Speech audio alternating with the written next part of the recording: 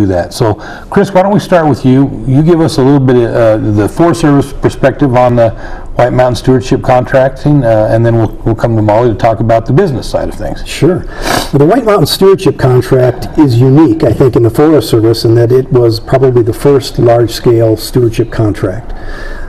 So it's gone through a whole lot of groundbreaking work to develop where it's been. Some of the goals of White Mountain Stewardship were to find a way to utilize small diameter material that otherwise creates a fire hazard to local communities.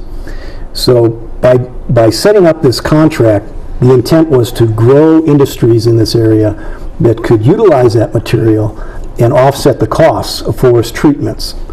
So to that extent, we've been, I would have to say, very, very successful.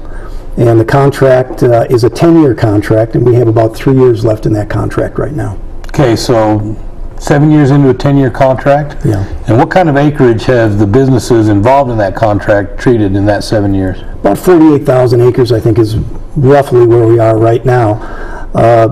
The contract was originally designed to be, I think, much larger, with going up to a treatment of nearly 150,000 acres over that 10-year period.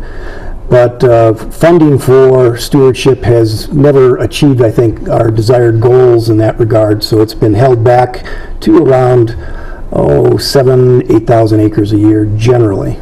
Okay, so what you mean is Congress occasionally has trouble funding everything they say they're going to fund? That's what I hear. Might put him in trouble if he actually says that. How about we'll say that so you don't have to, Chris? That's fine. Yeah, I mean, funding has been limited.